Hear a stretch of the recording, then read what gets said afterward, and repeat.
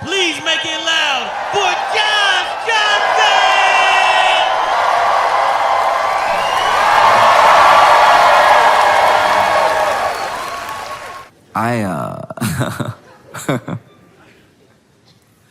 I've struggled with an idea for a while, and it's how like everybody. This sounds so dumb. Just hold on. Give me a second. But it is crazy that everybody is a person.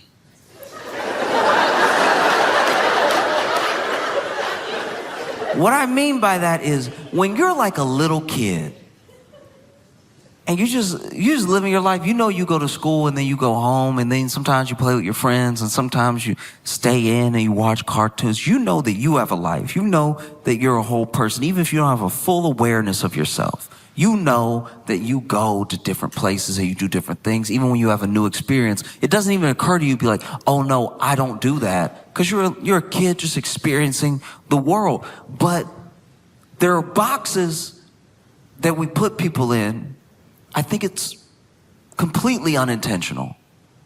I don't think there's any malice behind it. But I remember the first time that I realized that someone who I definitely cared about and I definitely enjoyed their company and I definitely liked was a whole other person. I was a little kid. I was with my mom at the grocery store and we saw my teacher.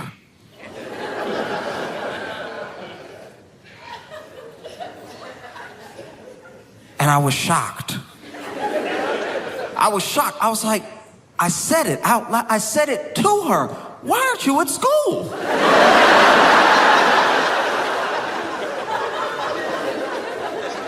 If you're here, then whose? It was a crazy thing in my head. My brain was breaking in that moment. I'm this little kid. I've only ever seen her at school. She's supposed to be at school. I shouldn't see her if I'm not at school. And she's over here buying groceries. I was like, you eat groceries?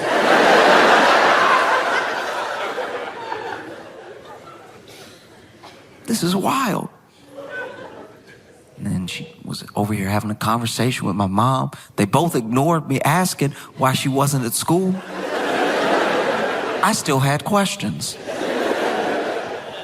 And then she, said she'd see us on Monday and walked away. And in my head, I was like, Monday?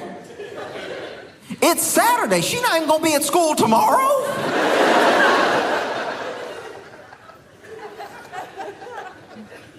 Blew my mind that one of my favorite teachers had like a house.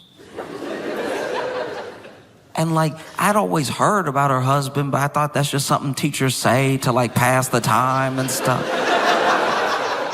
She had a whole life.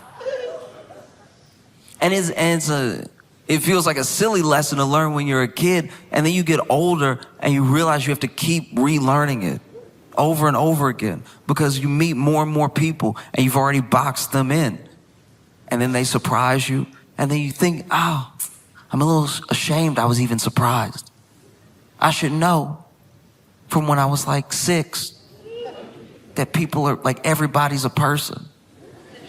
But it's an easy lesson to forget because you can only sometimes see a person in a certain way. Like my friend, I have a couple friends now who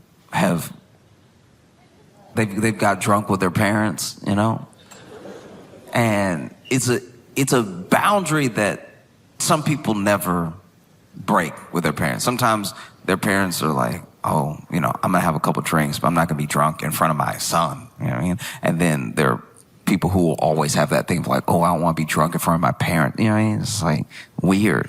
I feel like I'd be in trouble. It's like, well, you're 42. Yeah, but still. I don't know. I don't want my mom to see me drunk. It's like, well, she saw you at your worst as a baby. I guarantee you drunk just brings you like one step above baby. But it was an interesting thing. My friend said that he he got, had a couple drinks with his dad. Now, his dad was a sort of interesting case because when he was a kid, I don't know all the details, but his dad drank.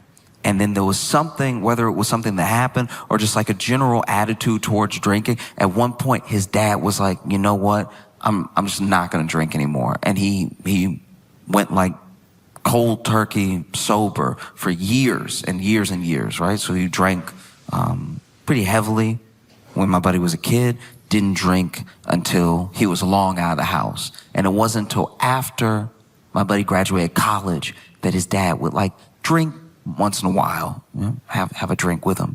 And finally, one day, his dad was like drunk with him. And he noticed his dad like drunk. And he was like, it's crazy because I know my dad used to drink.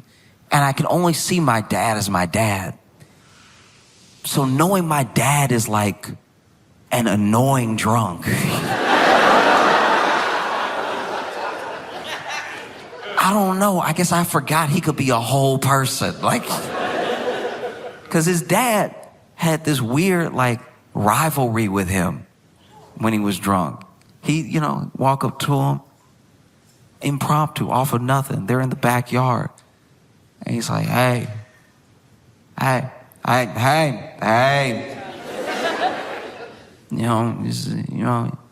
Looking good, young man, looking strong, looking tough. I mean, you looking real strong. What? You think you're stronger than me? What? I mean, no. Do you think you're stronger than me? We should race. You want to race? And he knows that a foot race with his dad sober wouldn't even be a contest. So he's like, nah, Dad, I'm good. He's like, no, come on. If you're scared, say so. If you're scared, say so. If you're scared, the old man still got it. If you're scared, say so. Said he made it into one of the most annoying songs he had ever heard in his life. Just until he would raise him, if you're scared, say so. And finally, he's like, all right, look, we'll race, fine. And he thinks if he stands up, his dad might just forget, because he's at that level of drunk where he's on a mission, but not a mission he has to complete. Y'all know that mission. This is one of my favorite missions to watch people have on like a night out. Especially with but one of my favorite side quests in any night out that a bunch of ladies are having is finding one of their phones. One phone will go missing, and it will be the biggest deal in the world for 12 minutes. And then the person whose phone is missing will be like, let's just dance. It's like, all right, but you should go get your phone though. You do need to call an Uber at some point and get home. We need your phone. It's like, yeah, but later. I don't know. It's just I don't even care. It's this is my song. And then it resets because then several songs later, it'll be like, yeah, you look so good. I'm going to take a picture of you. I'm going to.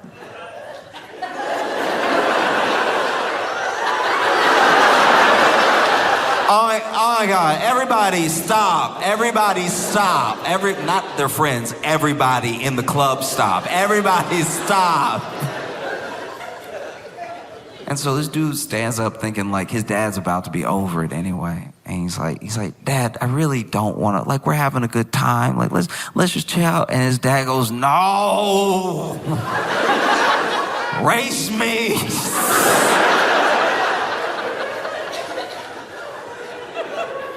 And he's like, all right, fine, okay. So they line up. He's not really gonna race his dad. He's gonna walk and let his dad win so he can feel good about being annoying for 15 minutes. But his dad stands up and he's ready.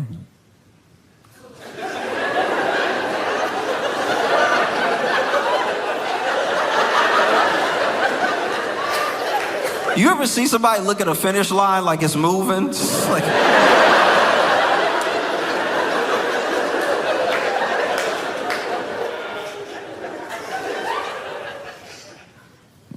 said, all right, you ready? And they had already decided that his mom would say when to go. And so she said, go. And my buddy didn't even go. His dad took 3 steps and crashed into the patio table.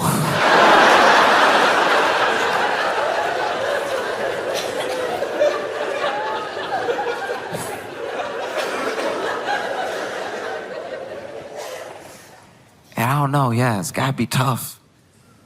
That's a moment that's like, you just know that now. You know your dad your whole life, and then now you're like, oh yeah, but like after the 5th Jameson, he will. You know. And it changes how you look at your dad a little bit, not even in the form of judgment, just like there's more information and you see him as like a whole person. You know good, you know bad, you know arguing with him, you know, and now you know this thing that you didn't really experience in the same way when you were a kid. Now you know. Even 4 Jamesons in, he's gonna go, no.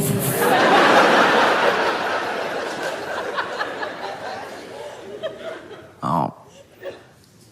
Like I don't know if it's possible to remind yourself every time, every day, that a person is like a whole person. Because we are so distant. Person to person. Like when you meet someone that you've maybe heard about, you can only go off your impression. That impression is colored by whoever told you about this person. And it's hard to remember. I try to remind myself all the time that like, we're meeting this person. Nothing nice has been said.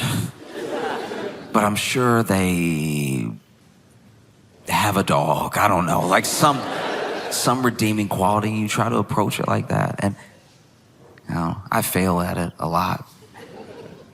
You know, sometimes I let, whether it's gossip or just like a preconceived notion, take over. And then you end up being friends with this person. And you feel even worse because you're like, ooh, I judged you so harshly when we met.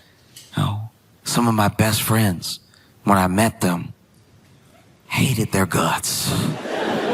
I hated because I was just like, oh, just look at his face. One of my best friends from college, when we met, us meeting was me asking him for a pencil and him going, what? And so I just turned back around. I was like, all right, jerk. Turns out he just didn't hear me.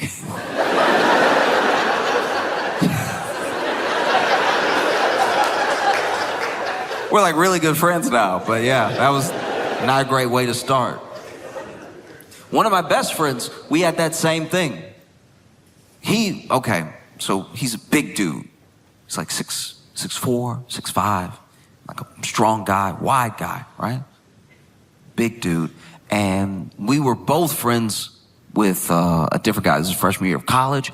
And we had both done things in front of each other that made us go like, I don't know if I like that guy. Like I like our mutual friend, but I don't know if I like him. And then we kept being in scenarios where maybe we were waiting for our mutual friend, so we were left alone with each other.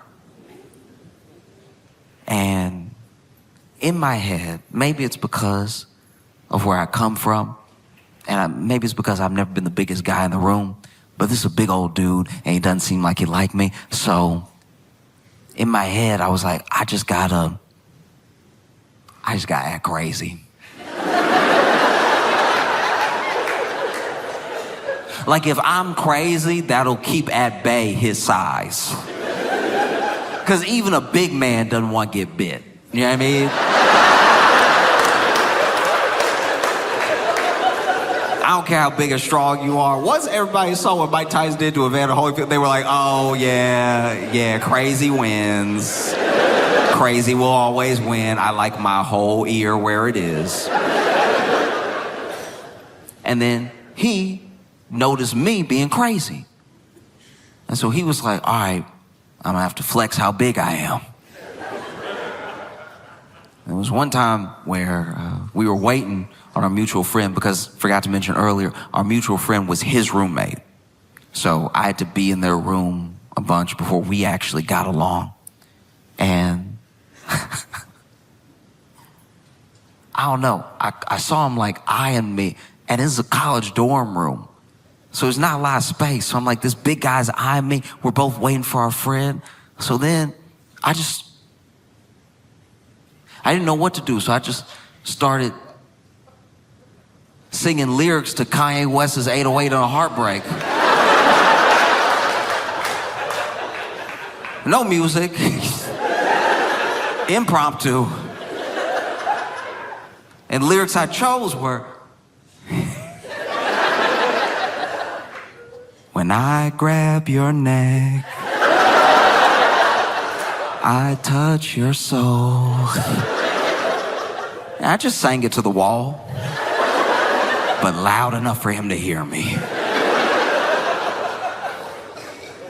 And I would later find out that when I did that, he was like, all right, that's one of the craziest things I've ever seen. In my entire life, I was trying to mug this dude into submission, but now he done sang to the wall, not even facing anything. I don't know what he talking about. Why'd he sing it too? That's crazy. That's crazy as hell.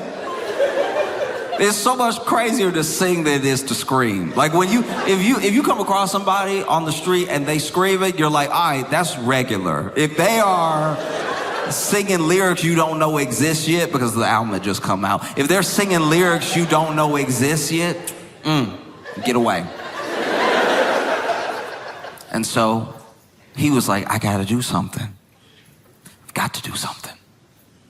And the thing that he decided to do was we both got a text from our mutual friend that it would be quicker for us to meet him where he was than wait for him to come back and us head out together. And so we decided to head out together. And while I'm in the hallway, it's a long hallway from the dorm room to the end of the suite. And when I'm in the hallway, I go, ah. And he says, what? And I'm like, I think a mosquito bit me. And I was being completely sincere in this moment. I started itching. I was like, what? And he's like, what happened? I think a mosquito bit me. And then he stands extra tall, every bit of 6'5", lets his eyes dart around the hallway and goes, you hurt my friend! And then he punched the wall as hard as he could.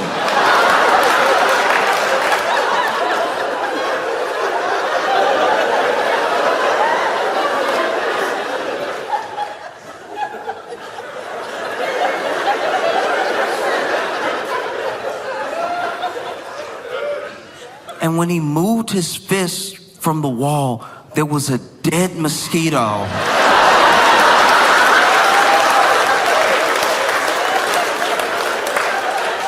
And I was like, oh Lord, he big and crazy.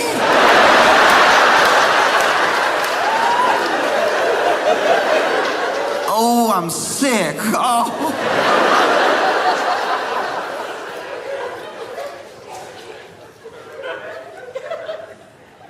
And then we became best friends. We became best friends because we got to know each other. We got to know each other, and I got to know him as a whole person. I got to know how cool he was, how sincere he is, that he would do anything for his friends, including that mosquito thing. And he got to know me, and he still liked me. So we became best friends because I got to see like the whole person, you know? And then finally one day I told him about it. I was like, hey, freshman year, because when we were juniors, we became roommates. And I told him, like, hey, I just want to get something off my chest. Freshman year, when I was in the room with you and I just started singing. I was just trying to be crazy because I thought like you were real big and like, I don't know, I had been bullied a lot, so I was just trying to like keep you at bay. And he was like, oh, that's so good to know. Which means in the time that we had become friends, he still thought like, no, that's what he does though. Like that's who he is as a person. I was like, that's so good to know, because honestly, I was wondering what I'd have to do. I thought you were genuinely crazy. And that's why I punched that wall.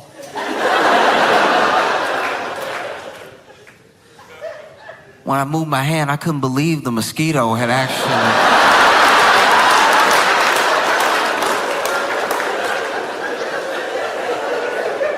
It's wild stuff.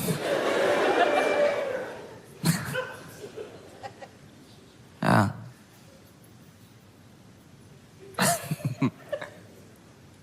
Yeah. Because it's tough sometimes accepting that someone was like a whole person. Because it is easier. If someone sucks, it's easier to just, lean on exactly what you know, and that's enough for you, and they suck, and that's the end of it. It's not necessary in your mind to get down to the deeper root of the issue about why they might be the way they are.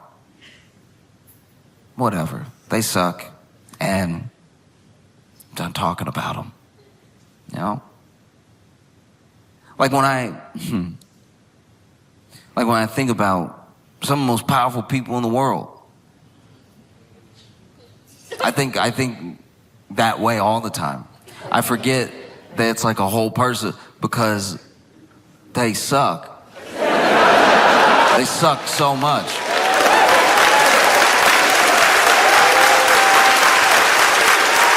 Like, I do my best to not be closed-minded about people. But the more I learn, the worse it gets. And no person is just one thing. Even monsters. Some monsters that get true crime documentaries made about them.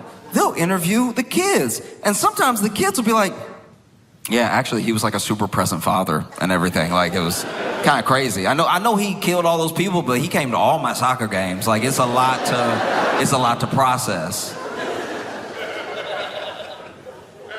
Well, like, I don't know what makes a person.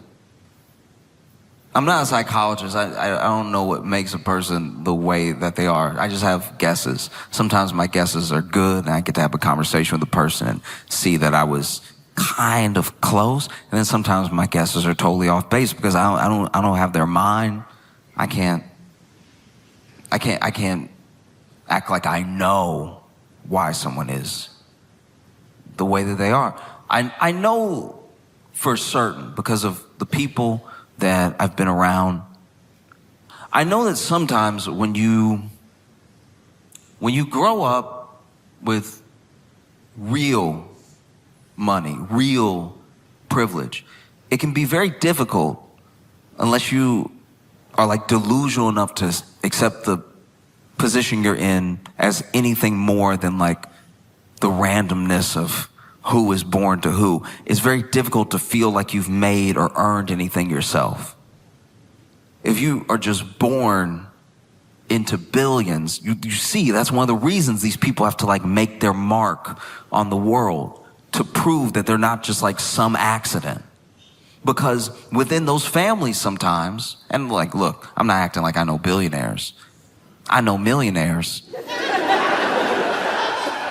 And it's a little similar, but at the same time, there are some millionaires that are barely millionaires, so they still acting like they're middle class. Even though they're millionaires, it's actually pretty sad. And then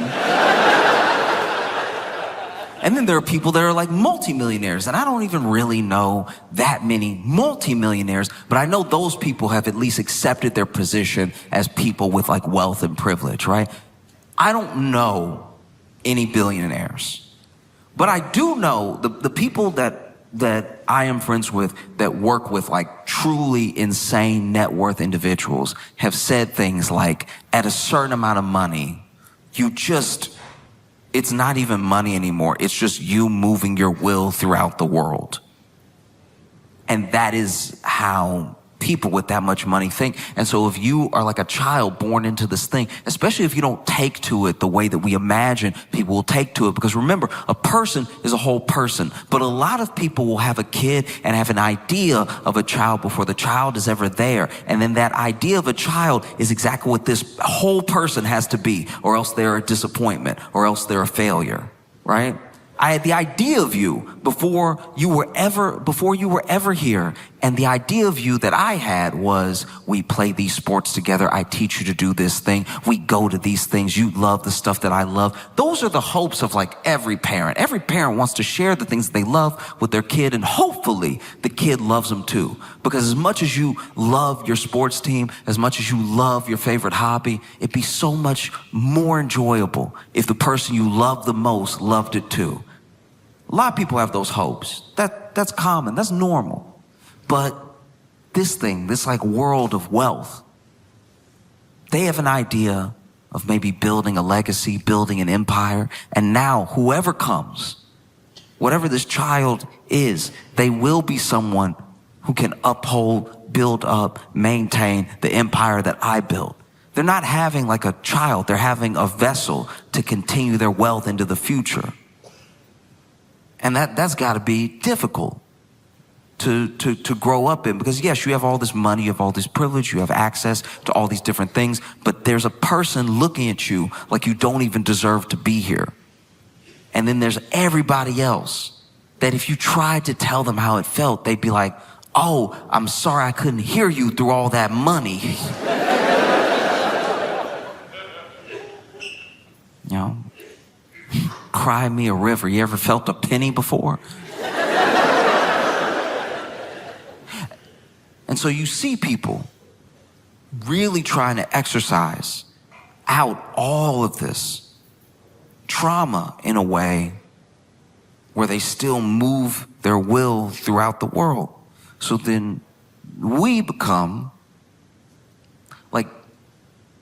the collateral damage of them trying to exercise demons, because they have the access to change the world the way that they see fit. And that leaves us in a very dangerous position. And I don't know exactly how to fix that, what to do about that, but I do know it presents itself in like little moments. Small moments where you can see, oh, this is like a kid. This is like a hurt kid. You know? Most powerful man in the world. Incredibly rich, billionaire. But this is a kid. This is a scared kid. This is a hurt kid. This is an angry kid. And I'm not saying that takes away all the damage, all the things that are being created by what this kid is doing. But like, I see you differently now. Like, in theory, I should be scared of you. I should be worried about what your next move is going to be. I should be worried if you're going to send someone to hurt me or my family, because you could do that. You're a very powerful person. But then things happen. And I see you react like a kid. And it's weird to see you as a whole person, you know? Like, I'm not going to... How do I put this? I could tell Trump was hurt by that South Park episode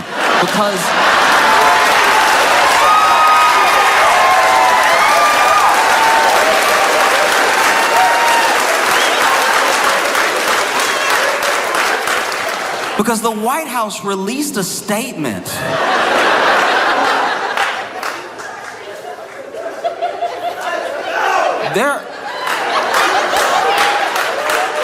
There are school shootings where the White House doesn't release a statement. The White House released a statement. They were like, hey, look, South Park hadn't been relevant for a while now anyway. Nobody even watched.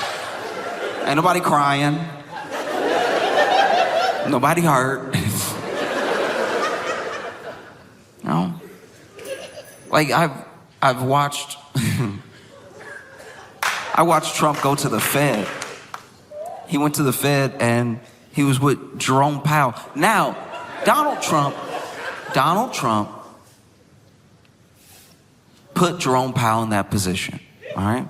Donald Trump made Jerome Powell Fed chair, right? And now Donald Trump can't stand Jerome Powell and doesn't know who appointed him.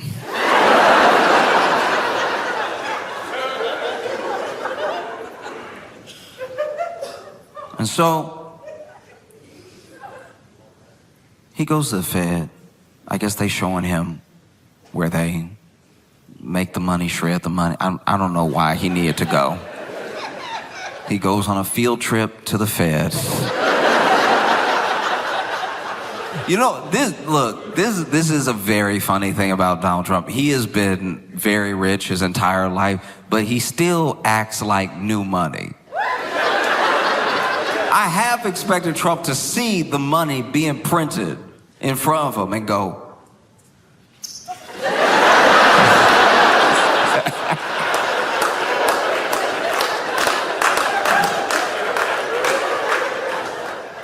but this dude he's at the Fed with Jerome Powell, and look, you can say numbers.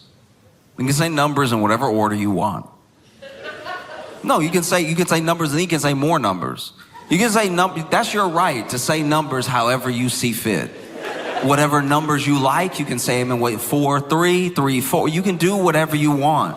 Numbers are there for you to play with. Numbers serve at your pleasure, right? Say whatever numbers you want in whatever order you want, whenever you want. That will not make it math.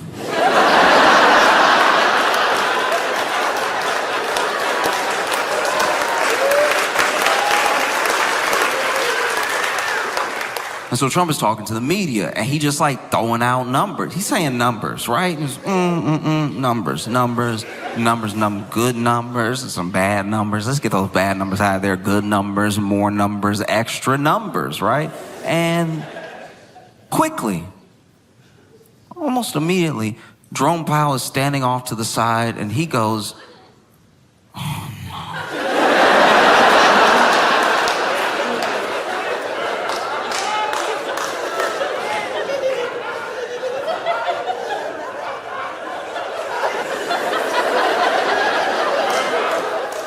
Jerome Powell was shaking his head. You know those people who got like perfect pitch?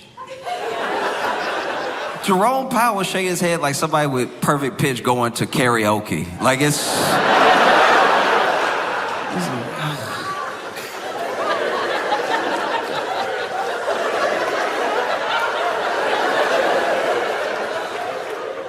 And look, this is not something that happens often. No, Trump's used to talking, and when he talks, people either nod or they stay quiet. And we saw this in spectacular fashion in like 2020. Because he would stand up there, and then the people next to him, the people behind him, sometimes you catch them being like, huh?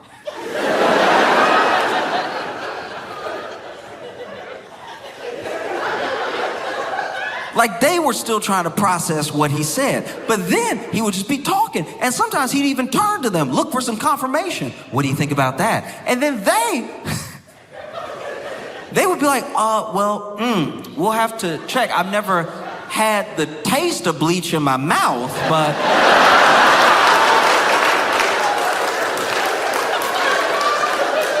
I suppose anything's possible. These experts, these doctors, these people, they weren't doing the thing that they should have been doing, which was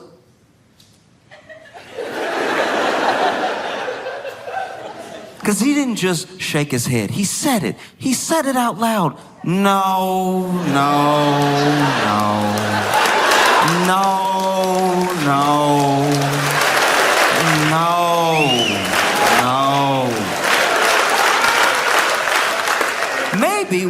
in this position if more people, and I'm not even talking about politicians right now, I mean more people who have to deal with government had the courage to say, no, that's not how medicine works, no, that's not science, no, that's not English, no. A simple no is powerful, you know? And so sure enough, Trump hates Jerome Powell. Trump hates Jerome. Oh, he hates Jerome. Oh. Trump hates Jerome. Trump hates Jerome Powell. Like, let Jerome.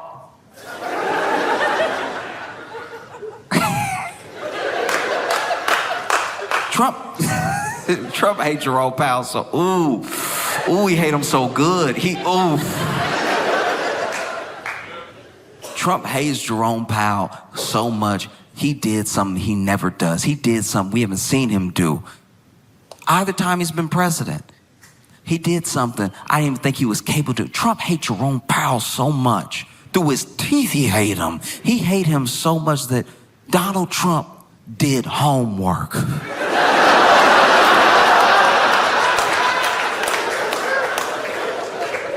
Because he was saying the numbers, and he was saying the numbers, and he was saying the numbers, he was saying the numbers. And then Jerome Powell went, no.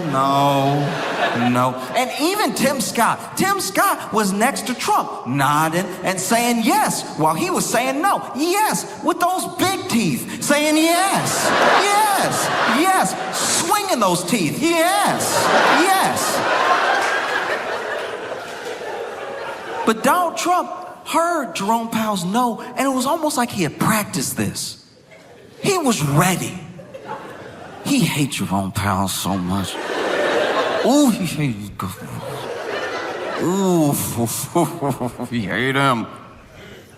And so he goes, huh? What? No. Oh, well, I have the paper right here.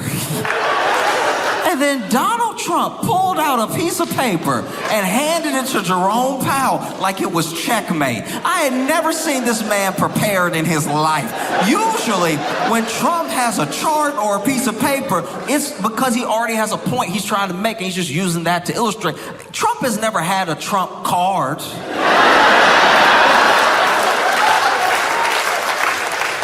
This man pulled out the piece of paper. You could see even Jerome was surprised. He was like, paper? Reading? You saw Jerome had to break out the glasses for it. He was like, oh. And because numbers are numbers, because math is at least something that, even if you have bias, even if you have an intention towards an intended goal, the math will still make sense or not make sense. Something will be true or not true, right? And so even Jerome Powell, I'm not saying I know this man, I'm not saying he's infallible, but in this moment I'm thinking maybe he's even thinking, whoa, what if I'm wrong here? What if there's something I don't know about? The president just pulled a piece of paper out as soon as I started saying no, like he rehearsed this. So he takes the piece of paper, throws the glasses on, and you can see him reading it. You can watch the clip. And he goes, no,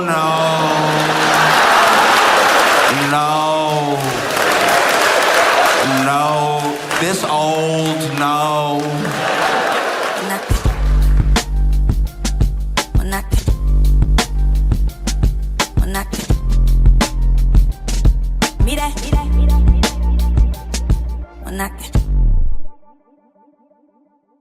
This next one is truly special. Sony, the company Sony, the multi-billion-dollar company Sony, came out with a smart wig, and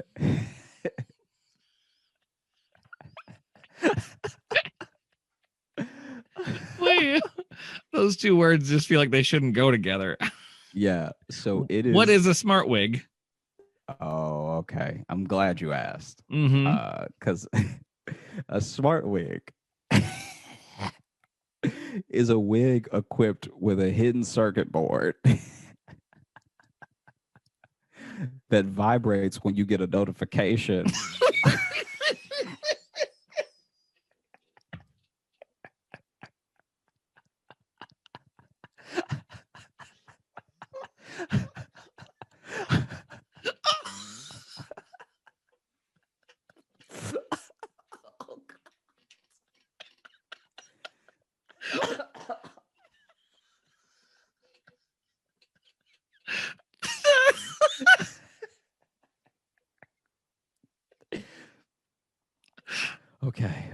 Okay. Wait.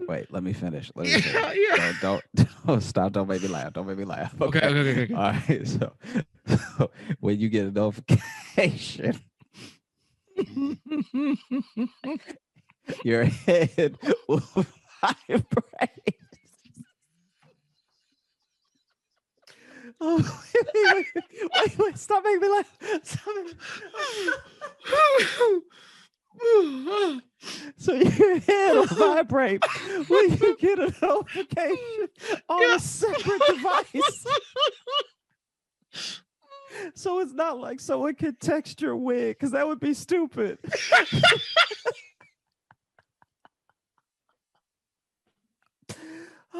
This is for when you get a text message on your phone and maybe you missed it.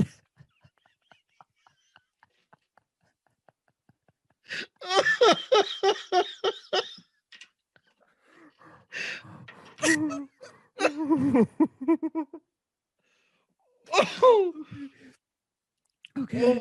So your fucking head buzzes.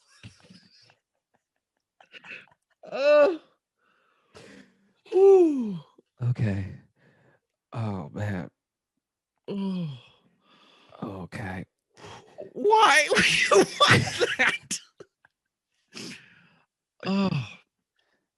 Because if you already have to wear a wig, just tuck the phone under your wig, man. Stick it to your head. So the intention with it was to try to make a smartwatch for your head. So I guess in a later, if it had been successful in a later iteration, the same way that you tap your smartwatch for different apps, Don't say it. you could go ahead and hit your own head for whatever you wanted to get to, maybe your calendar or something. Okay, is it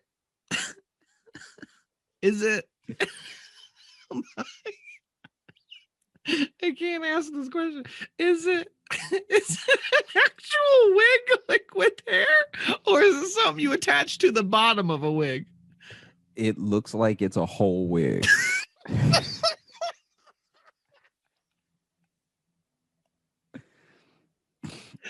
Oh, so does it come in different styles, different hair colors, and I don't know if they ever got that far. But they said that the wig could also include GPS with different regions buzzing to give navigation cues. Oh my God. So if the right side of your head buzzed, you need to take a right. Man, you gotta be careful that if you have your wig on wrong, you're gonna be going the wrong way. Oh Yeah, not only do you have your wig all wrong, but now you're in a bad neighborhood. You're in a bad neighborhood and you look all messed up. You don't even look cute in this bad neighborhood you just walked in. You're getting heckled at the very least. Oh man. And they were also going to integrate a camera so that I guess you could see people as they roasted you when you walk by. if you wanted to watch it later when you took your wig off, if your own eyes weren't enough. Oh. Um, there was also You hurt talk, my lungs with the smart wig. Oh. there was also talk of including a laser pointer.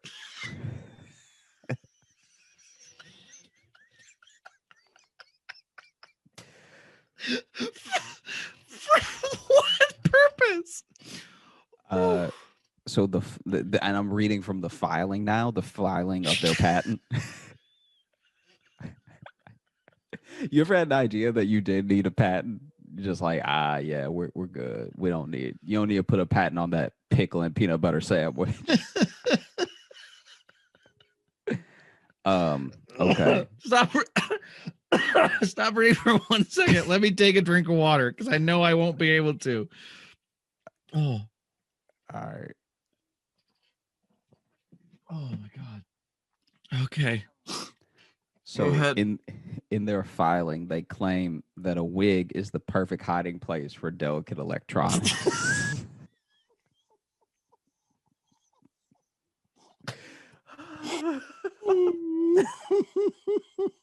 So now it's a purse for your head. Yeah, it's a purse for your head. Oh. You can keep your credit cards in it. You could keep. You ever wish your fanny pack was strapped to your fucking forehead? Well, there you go, idiot. All right. And then it's because humans tend to instinctively protect their heads more than other body parts. So because you block like your head first from an assault. And which here to their point, that's fair. No, no one ever gets swung on and immediately puts their hands over their pockets. All right. Here's the thing though, they waited too late to pitch that idea. Because that's an actual now you're pitching me an actual psychological human thing about why it's good to hide a thing in your head. Also, it's funny because now if you get in like a cat fight at a bar, she won't just mess you up. She'll steal your identity. She'll steal all your information because she snatched that wig so fast. Well, the other thing is too, okay, I'm assuming it's meant to be secretive. So now let's say your valuables are stored in your wig. And then just because you're going to protect your head when someone attacks you doesn't mean you're going to prevent them from hurting you. So now they potentially actually hurt you. And now also your phone's broken. Yeah. Because they just punched you in your phone head. So you can't call for help now. So. And you also just don't get to follow. Their first thing to pitch can't be like, it makes your head buzz when you get a text. Oh. Okay. So wait. This oh God. Okay. I think this is the topper. So when they were utilizing it, I guess in beta. Yeah. I didn't even know this was an aspect of it. I didn't even know it could do this, but I guess they made an extension to the wig. So you could, at one point, you could give presentations and switch sides by touching your sideburns. Wait, what? Switch sides with what? What are you talking about? So I think they hooked up the wig plus patent-made sideburns to a computer. Okay. And then anytime the presenter wanted to switch slides, they would just rub their sideburns to switch slides on the PowerPoint. Okay. Honestly, I feel better now because at first, what you made me think at first was that the wig was also a projector. So you'd be in an office just beaming out the PowerPoint on your forehead, and then using your laser pointer to point at stats you wanted and then tapping your. Oh, good. Oh. Oh. No, Oh, no. man. The real thing was about as dumb as that. No, it's still dumb. I was just relieved that it was just linking up to a computer. Still though. The remote sideburns. Because now it's also, if you want to use all this stuff, you gotta have a specific look. You gotta have a specific head. You have a specific head. You basically have to look like a pimp from the 70s. Like if you you clearly need a big head of hair and big ass sideburns. You gotta look like oh my Just god. imagine someone slapping their own head like update. Why won't you update? Yeah, and I'll email that you later. I'm locked out of my wig right now, so I can't get you. Yeah. I was sweating and caused a short circuit in my bangs. So And what happens if it rains? I think you get electrocuted. Give it up for Josh Johnson!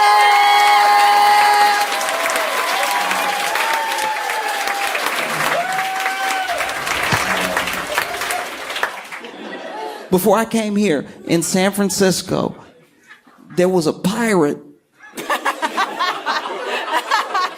No, it gets worse. There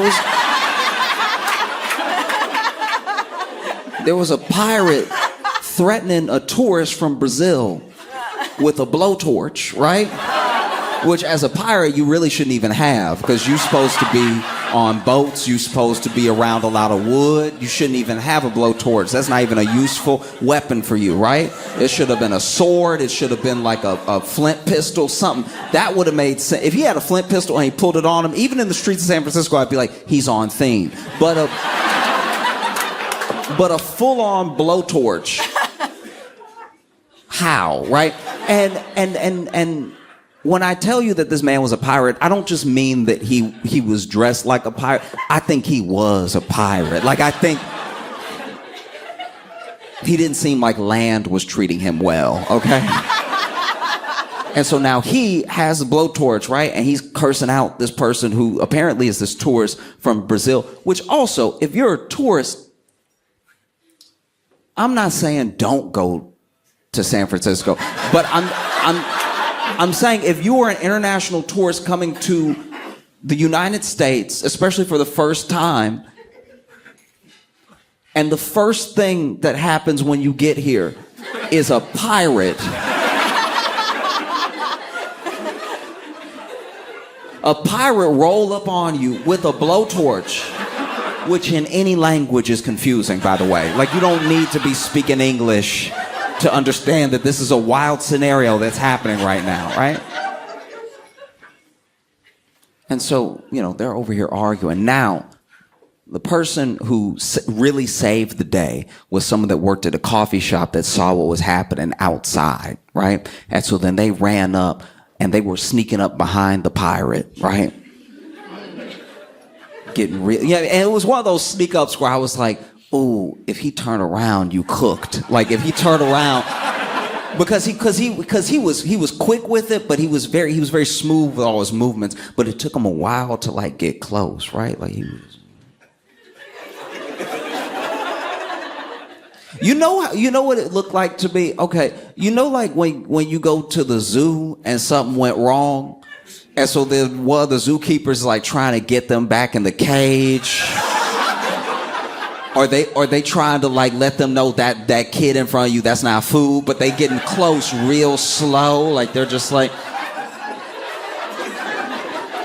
okay, buddy, all right. It's because you know what it is? You can tell the level of danger somebody knows they're in as they approach it by the hip movement. Because he wasn't just walking up like, he really like was pivoting.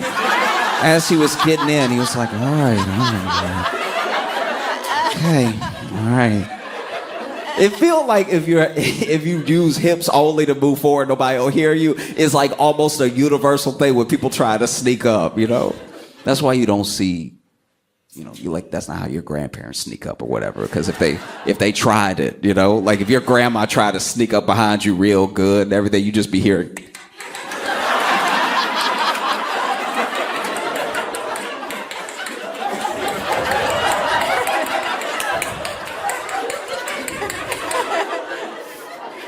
So she's like, I'm gonna have to lean, right? But anyway, this dude is like sneaking up behind him, getting real close, and in an instant, snatches the blowtorch and runs off, right? So now we sort of neutralized the main threat. But the pirate was like, you think I need that blowtorch? I'm a pirate in San Francisco. On the streets in 2024, I don't need weapons. My presence alone is a threat.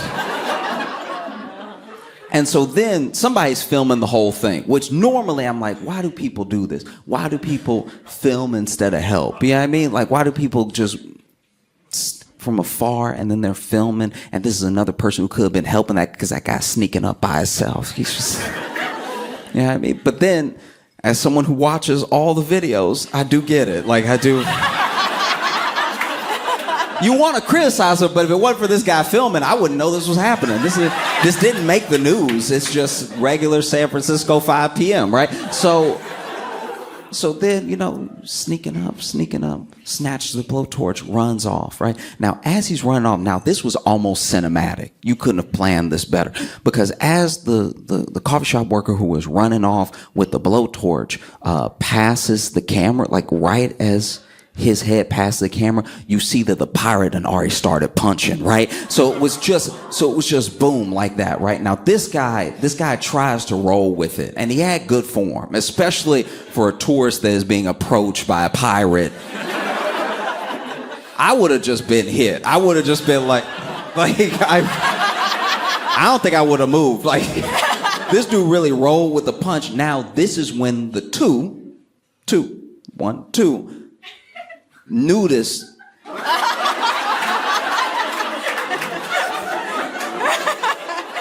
come into the picture, right? Because there were some nudists that were there anyway. They were gonna be naked no matter what. So when the two nudists come up, they're like, this is what we do. We didn't get, because a part of you, if you don't know anything about the culture, you thinking like, oh, they see a pirate, they're like, it must be safe to get naked. They just let you do whatever you want. So they were naked anyway, right? So then one of the nudists sees what just happened, sees that this tourist has been assaulted by this pirate. So then he run up and come in with his, it was really beautiful sequence, because basically the pirate was like, bow, right? And then the nudist comes up and it's like, bow. And then when the nudist swings, okay, so the nudist hit so hard that he did lose his footing, right? So then him and the pirate both fall. And now this is the first point in time where the pirate looks like somebody in this scenario is more uncomfortable than me, right? Like because you see, okay, so the pirate punches that dude and he's clearly like having his own journey, right? But what snaps him back to reality in a moment's time is not only being hit by the nudist, but when they both fall, you can see the pirate. Okay, so the pirate his back is to the camera and you can't really hear him, but you can hear this little like, and then him and the nudist are getting up. Now, if you think, I try to put myself in the mindset of everybody involved in the video, right? Because there's a lot going on, you know? We already got this hero who snatched the blowtorch. Now, this person, we don't know how long they've lived in San Francisco. We don't know how long they worked at the coffee shop. We don't know how long they've known this pirate, right?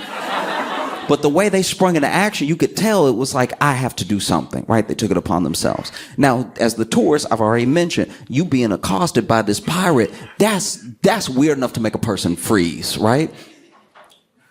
But for a second, I want all of us to put ourselves in the mind of the pirate, all right?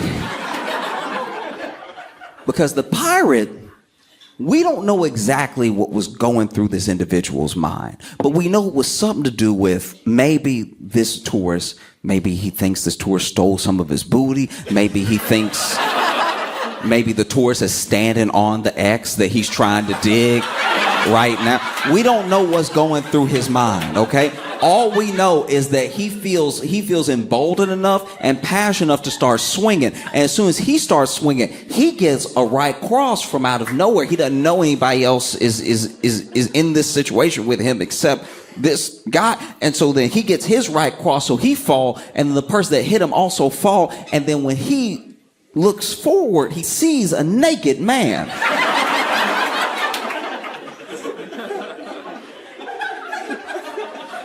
So you can see, even on the pirate, like, oh, I didn't sign up for this.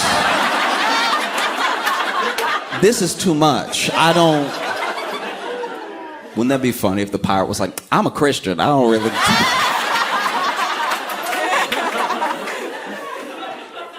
But the pirate is also like getting up and everything. Now, the nudist was fast. So the nudist got up before the pirate really knew what happened, because you could tell the pirate calibrating. Like, when did he get naked? Was he always naked behind me? You could tell the pirate got other stuff on his mind. So he tried to get up, but he's also like, when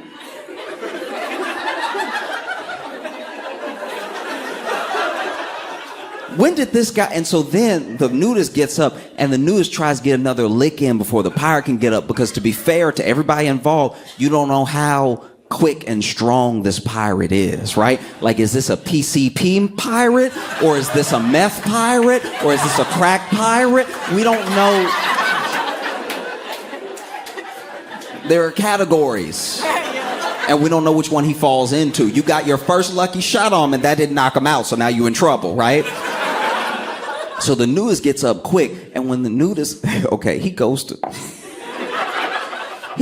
do this thing that you really only see happen in like bus fights, where the pirate's still on the ground, and he tries to do a little like, wow, like he tries to do like an uppercut as he's getting up, and I think he misses. He either missed or it didn't faze the pirate at all. He probably got hit and was still like, where did this guy come from?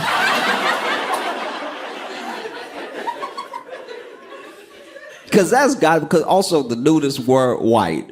And so it's on top of seeing a naked man, you just seeing you seeing shades of pink coming at you. Because you got to remember, this nudist ready to fight. So you're not in a regular fight with another dude. Like, also, by the way, I'm pretty sure if I remember the video correctly, the tourist has not left, but he has taken...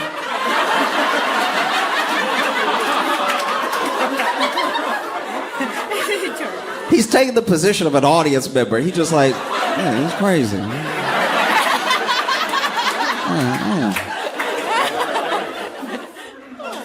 And so then the pirate tries to get that extra lick in, and I think he missed and everything. And then the pirate, they have a couple more little scuffles, because you can tell that the pirate trying to like fight, but he's not trying to get too close. Which is, look, as far as a tactic, because there's a lot that people don't know about martial arts. There's a lot people don't know about self-defense. And it didn't occur to me until I saw that video that man to man, for real, like if you ever in a fight and you don't really want to fight, and you know your opponent doesn't have a gun, right? It's just man on man fisticuffs, right? It would help to get naked. I think the level to which somebody want to fight you goes down the more naked you get. You know what I mean? Like if we have, like you bigger than me, if we have problems right now and you coming at me, but I'm just, like that switches things up for you. Because now you like, what am I going to punch? Like, am I going to, because even if you win and you don't really want to, even if you punching, you just don't really want the risk of touching balls like that. Like if you, because let's say we going head body, but then I go high and you go low, and now all of a sudden my whole knuckles get grazed. But you see, y'all groaning, but I'm right. You don't want to fight now. Next time somebody try you in the street, fellas, just start. Because dudes already take their shirt off. The problem is they not stopping. That's the problem. They not stopping the whole fight by just taking the rest off. Because the shirt is like, you're not going to be that encumbered by the shirt, right? Might as well drop the pants. Yeah. Even take the shoes off. Really confuse them, right? Yeah. And so you can tell that the pirate really doesn't want to like fully get in there. And so the whole thing starts to just fall apart. And the whole time I was thinking like, wow. I was trying, once again, put myself in the mindset of everybody involved. Like we went through what the tourist must have been thinking, what the pirate must have been thinking. Even the nudist. Nudist had to have something going on in his head to be like, I have to help. This guy is a blowtorch. And even though somebody just took it from, he's clearly trying to attack this person. He just attacked this person. I need to do something, right? I should call somebody. But you don't have any pockets. I wonder if he reached for it too, like we need to get the police. I guess it's me then. Then he ran in like a Superman with his balls out, right? But what I really can't shake is what must have been going on in that second nudist mind. Because both nudists, they were together, by the way. I don't want you to think in the story there was one nudist and then another nudist. They knew each other, right? Maybe they were just walking, enjoying a day, sunning. And then they see all this yelling going on. What was that? What could be happening? And then they see this guy has a blowtorch to his side. They're like, oh, I hope he doesn't intend to use it. And then, they see this guy strike, and then, first nudist just jumps in, starts swinging. Doesn't really have his footing right, doesn't really have his hands ready, but he's trying. That second nudist must have been like, damn. I think they got it. Like, I think they good, you know what I mean? I do like how, I'm not saying they waited in a way that, I don't mean this person was being courageous for stepping in, but I do understand the self-preservation that takes place where you wait to jump in till that blowtorch is gone, because I'm naked. That blowtorch might burn that tourist, but it would change my life.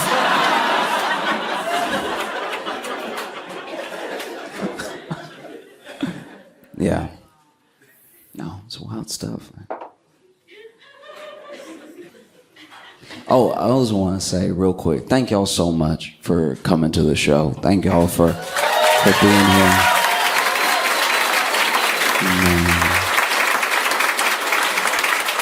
Thank you for an amazing weekend and everything. I don't know, when y'all might have seen me for the first time or anything, or what maybe video it was. I've been posting to YouTube for like a year now, and I started it a year ago where I was just like,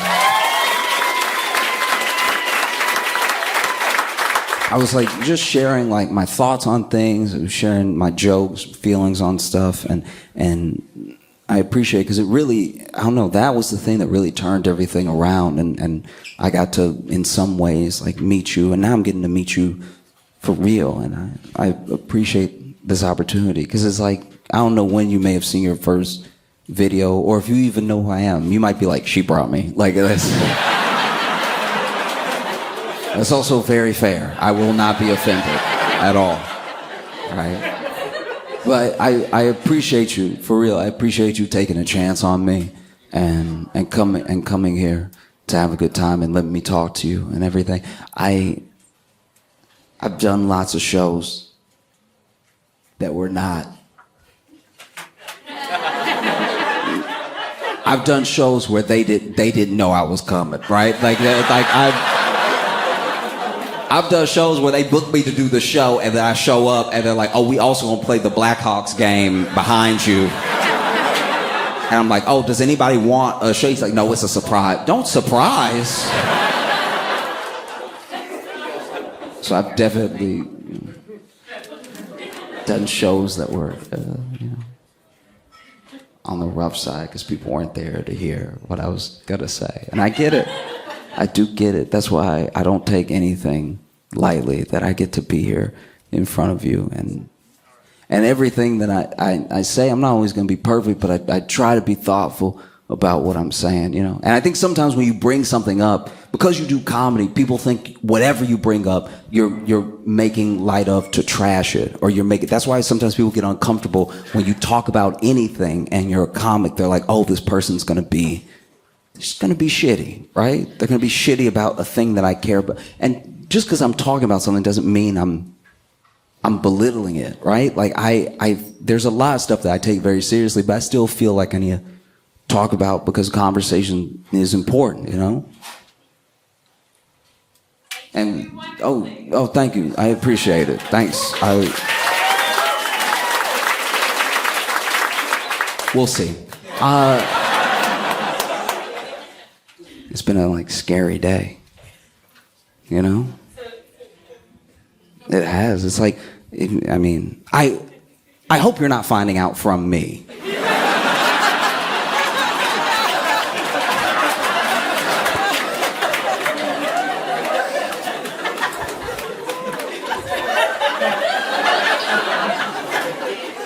But someone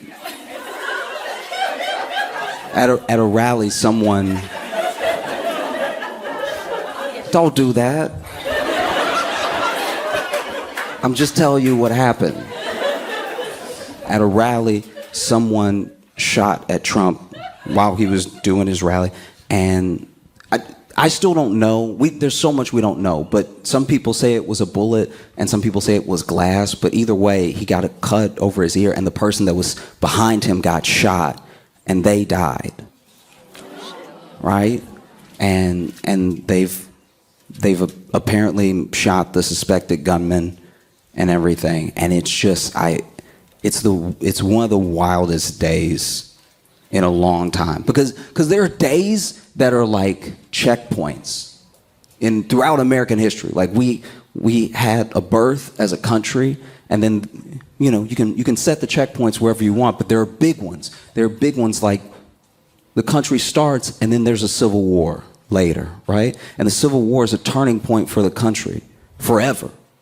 You know what I mean? There are people that even now say like we're more divided than ever, and I like to remind them that we did have a civil war. Yeah, I mean, like then ever, then you need to read a history book. Then ever. Ever? No, not ever. So you have something like the turning point that happens due to a civil war, which even now, even to this day, hundreds of years, there are people that are hundreds of years removed from the people leading up to the civil war that were in their family, that they still have differing opinions on like the Civil War, why it happened, how it went down, what should have happened, right? And then you have Lincoln's assassination. That's another turning point for the country forever, right? Because once things are put on the table with time, they're never taken off.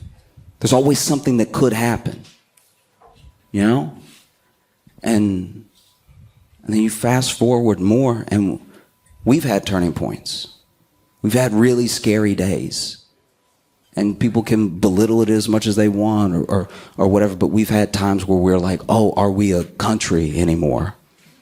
And so you see those moments like that, right? And there are people who are even now, they're afraid, right? They're afraid that there's going to be another version of the Civil War, right? Because the people that hate people so much throughout this country for whatever political affiliation for whatever they say. This is the thing about being online as well. When you go around, I go everywhere. I try to go everywhere, and I'm trying to meet people everywhere. And when I meet these people, almost all the people, and some of them are having a bad day, some of them have had a past, whatever, but most people, pretty pleasant, right? It's easy to forget that online. Because online, people have the safety to be a troll, and there's also bots. So you could go through your life and bump into people all day and have nothing but beautiful experiences. But then you get online and you post a picture of yourself because you're happy about, maybe something that you bought and you look good in. And there's all the comments under it. Why are you wearing that skirt, bitch? It's like that is happening in real life, but that is not real life. Right? The people that you meet in person are real life. The people that you meet every day, that's real life, right? So I'm not saying it's real life as in it doesn't matter. I'm specifically saying that like the grace that you give in person is that's our better nature. That's what we would hopefully have all the time. It's being online that makes people monsters to you before you meet them. You look at those pinpoints, and there are people that are worried about us falling into the trap of another civil war, like so much hate, right? And I personally don't think that's going to happen. I'm not just hopeful. I actually don't think that's going to happen because if I'm being honest with everyone in here, we don't have the grit.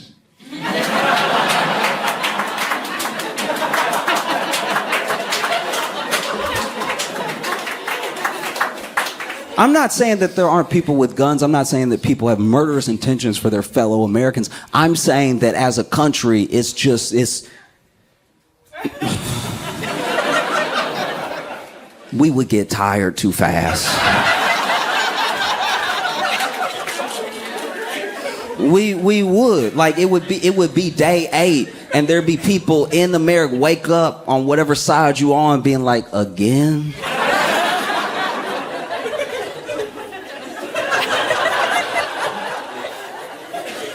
No, I'm not saying that violence is impossible, and I pray it doesn't happen. I pray even more now that it doesn't happen than I did before, but I think that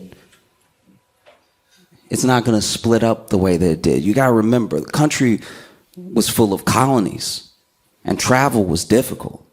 So when the country split and we had our full-on civil war, it was a different time truly, right?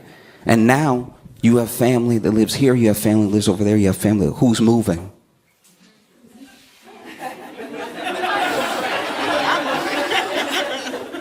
Because we're too interconnected now in a way that I think is good, in a way that actually forms a union, right? We're quilted together now.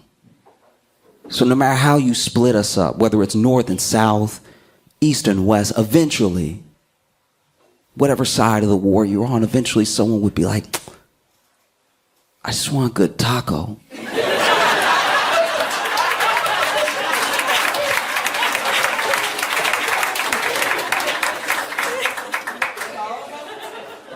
I believe what I believe in, whatever, but I cannot have another bagel. I am stopped up. For my health, I can't do it.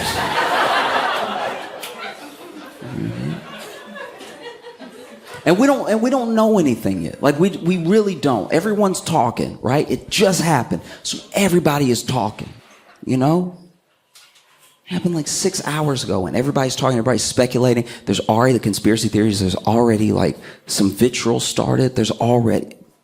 We don't know, and we can't act like we know just because we feel a lot, right? Because this is the other thing. You talk about pinpoints in time. You talk about checkpoints. Civil War then leads to Lincoln's assassination. That's another checkpoint that we cannot come back from, because once things are on the table, they're on the table for the rest of time. That's why you have to be careful what you say and what you do, And so then you fast forward even more. It makes me think about the assassination attempt on Reagan. Because Reagan still is one of those figures that's like either beloved or absolutely despised, right? The policies they put forward and the aftermath afterward, people feel how they feel about it, right? But when you think about that person that shot Reagan, right? We were in a different time of division back then. It was still pretty, relatively civil, relatively ideal by today's standards, right? But let's say we had lost our minds then and been like, oh, this is a plot. This is an inside job. This is conspiracy. Let's say we lost our minds when Reagan got shot, and then you actually talk to the shooter, and then you find out why he did it. He's like, oh, I just wanted Jodie Foster to like me.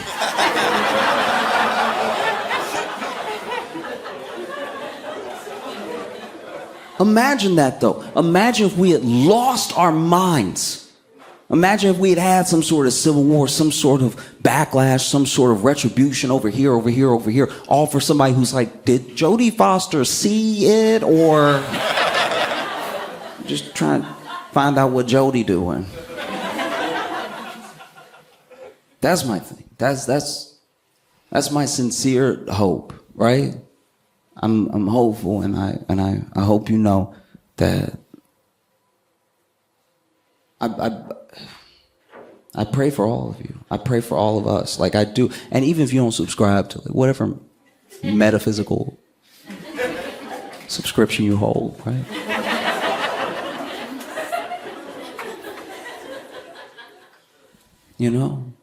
Because at the end of the day, we really are all Americans. I know it doesn't feel that way. But every one of us, just by the reaction that y'all had when I told you that somebody died, you know that we all still have our humanity. We don't want to see anything bad actually happen to anybody, because you don't know that person. You don't know anything about the person that died today, but you know that they were an American, and you know they were a human being, right? And so I think that what I've decided when it happened, and I can only speak for me, I'm not going to tell you what to do. No matter anyone listening to me, you can do what you want. But when I saw it happen, I decided in that moment that this right here is where I'm going to plant my feet, right? I'm not going to let this make me radical one way or the other. I'm not going to lose my mind, because we don't know. And two, the humanity we show to each other just in passing, that's really important. And honestly, all this is going to be funny again in a minute. I haven't forgotten. Like, I didn't forget. Like, I wasn't like, let me get him with the yucks and now lock the door. Like, I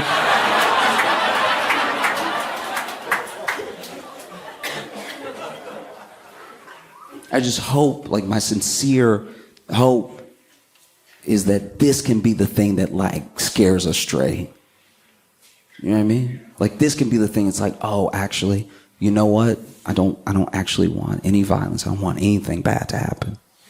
You know what I mean? Because they're snowballs, right?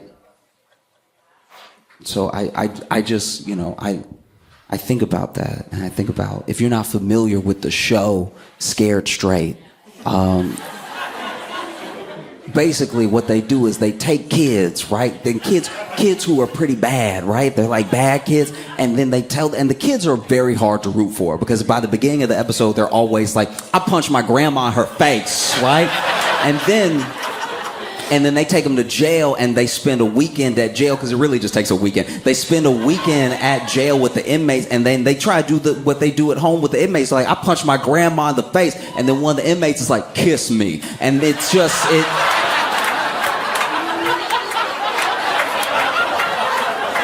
it changes, right? It changes the vibe. And I'm not saying it works for every kid, by the way. I'm not saying that this is a foolproof thing. We can talk about child psychology however you want, but I'm saying for the kids that it does work for, it was actually something bad happening that woke them up, right?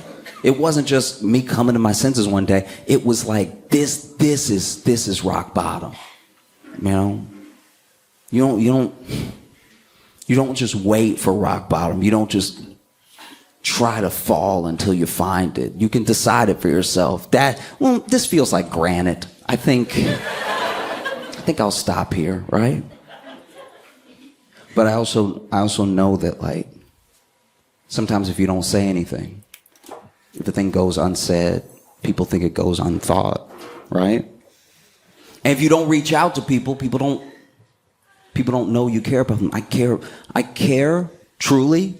And people are going to feel the way they feel about me or feel about me talking about this, but I care about every single American in a serious way. We're a country, and we're a country of people that are different. We're a family of people that sometimes hate each other. That's what family does most of the time. I went and got a dentist through unconventional means. Basically, my dentist was handing out coupons. You know the little door knocker coupons that they put on the doorknob? Okay, so my dentist had been putting those on the doors in my neighborhood, and so I came home one day and I grabbed it and came inside. It was that and 2 pizza coupons, and I was reading it. I really don't even remember what the deals were, but this is when everybody was trying to make everything a coupon, like in 2013, 14, when everybody was like Groupon was big and all this stuff like that. I don't remember what the deals were, but it was like 2 teeth get 1 free. Whatever it was, I don't remember. All I remember is there was a teeth cleaning on there, and so I was like, oh, okay, I'm gonna go get my teeth cleaned at my new dentist, because if this dentist has coupons, this is the dentist for me. I have no money. And I didn't have dental or anything, so I was like, I need any break I can get. Now, I went there, and the dental assistant was very professional. She was very good, and that's my thing, is that any professional of any type, you want them to be confident in their competence, right? You want that's why you lean on them, because they look like they know what they're doing, and they have the confidence somebody that knows what they're doing. So you just leave it to them, right? If there's any point where you have to question that, it ruins the whole. I've been on the bus before where the bus driver looked lost.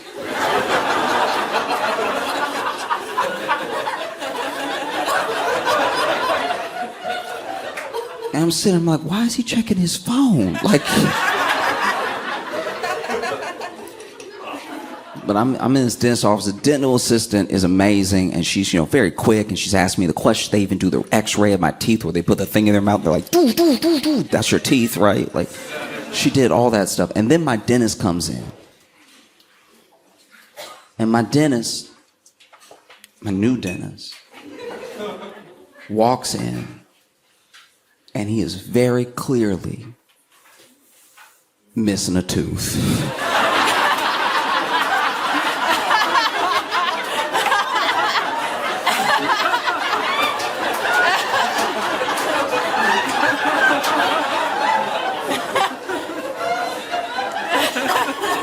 And it's not like a wide smile, back of the mouth chewing tooth. This is one of the stars of the show. This is one of the teeth that when you smile goes like, ba-da,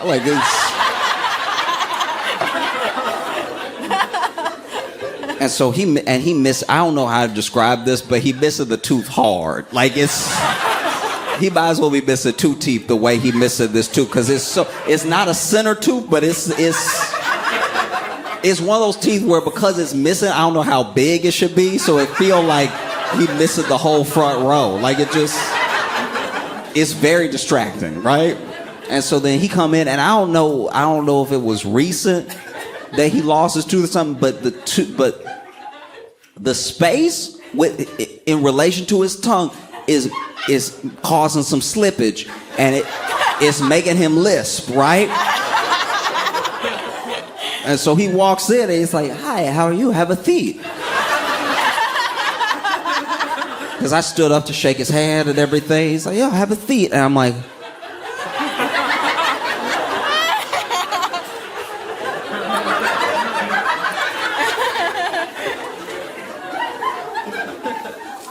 and then this dude is like, so he's sitting next to me, right? And he's talking, and he's asking me all the questions. And then so, how much do you floss?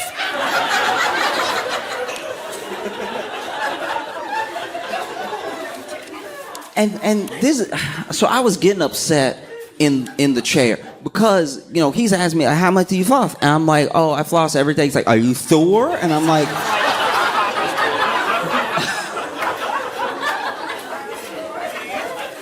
I got so upset. I didn't say this out loud. I said it in my head, but I was like, okay, but which one of us is missing? You know what I mean? Like, how dare you question what I'm doing over here when I'm working with a full set? You know what I mean? Like that. That's why. Are you Thor? Like, I was like, that's unacceptable. Because he was getting snippy with it, which I didn't like. That's attitude, right? And so then I'm like, yeah, I'm sure. And then I don't like how he's going about it, because you know how the dentist, well, sometimes the dental assistant will do it, but sometimes the dentist specifically will go through with the floss again and go over the dental assistant's work, if they didn't feel like they did it right. And then he was grabbing all the tools, you know, like the little sharp, little poke, the tools of the devil, right? He was grabbing all of them, and he was in my mouth and everything. And I don't know how to describe this, but I don't like he being rough with my mouth. You know what I mean? And he being rough in a way that's like, you know, like when you driving and somebody got a beat up car, so they driving reckless because they don't care. They don't care anymore what happens to their car. So they might as well bust up your car because their car's already doomed, right? And you'll see it'll be like a busted tail light and just no bumper at all, and they taking some real risks without turning lights on, right? They won't have that blinker on at all. They just be taking whatever lane they want because they're like, hit me, I dare you, right? Hit me. You might knock something back right. You'll be doing me a favor. Go ahead and hit me, okay? And so that's how he's being in my mouth, because he's really like going hard, and then he gets to the tooth on me that he missing, and he really give it a, and I'm like, that's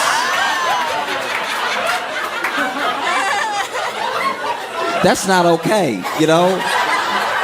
Just because it's over for you doesn't mean, like I still have a future, you know what I mean? Like, how dare you do that? And so then, you know, I don't know if it's because I'm young and I'm just like not really thinking, or because I'm awkward in a lot of social situations anyway, but finally I was just like, so what happened?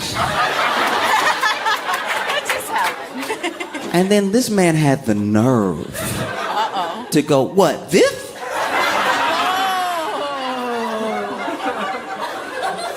What else could I mean, sir? No, there's something on your lip. No. He's like, oh, this? I was like, yeah. And then he takes the tools out, you know, the little hose that they have in your mouth, and just sucking up all. So he puts that to the side, puts the tools down, puts his hands on his knees, and goes. Got sullen, right? I felt bad for asking. He got really quiet and sullen. He was like, I hoped you wouldn't notice.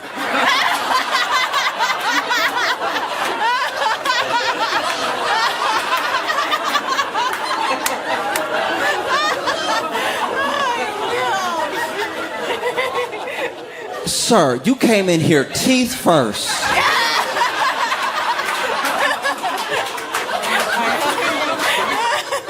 Smiling in my face. And you thought I wouldn't notice one of the main teeth. Rude. I can't stress this enough. Like, it was one of the teeth that if he committed a crime, that would be how they got him. Like, that's... Do you know what I mean? Like if he stole something tonight, they'd be like, it was this one that was, you know what I mean? Didn't even have a gold tooth in there. Didn't even have something to be like, oh, I'm a different type of dentist, right? It didn't. Just avoid.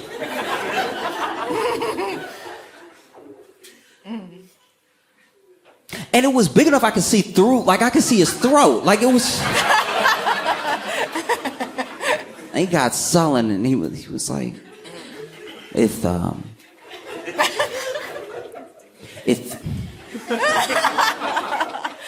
actually recent. I was out with some friends. And this is my thing. Okay, like, I know he telling me the story because it wasn't even my business, so he didn't have to tell me anything. So I know he's doing me a favor by telling me the story, but I swear to you, this man hit every S possible in this story. He didn't avoid any of them. I was like, what are you doing right now? Bro, every single S? That's crazy. So he's like, so I was at Buffalo Wild Wings. I was out with some friends, and we were watching the sports on the little sports center they have with all the TVs and everything. There was one of my friends that I hadn't seen in a very long time from college. It was very serendipitous, and I was like, that...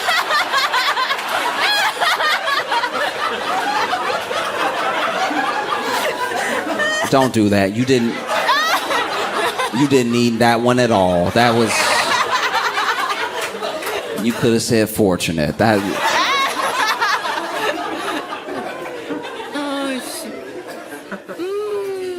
And so then, you know, we're sitting there, and you know, I was having a good old time. I was sucking the sauce off my fingers and everything. And then there were some guys a few booths away that I would start jawing at one of my friends. I guess they knew him from his past or something. And so then they would start talking, you know, over at us. And so then, you know, we went over there, and you know, they were out here talking shit, and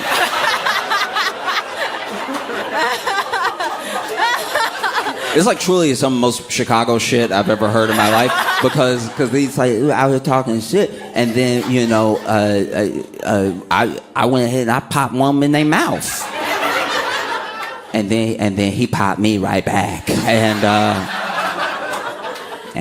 I swallowed, so that's why I'm missing the tooth. And I heard that, and I was like, oh, is that all? Okay, go ahead. Go back to work. You a good dentist. You just not a good fighter. I get you. Okay. Yeah. Maybe next time, let them talk, you know? Knock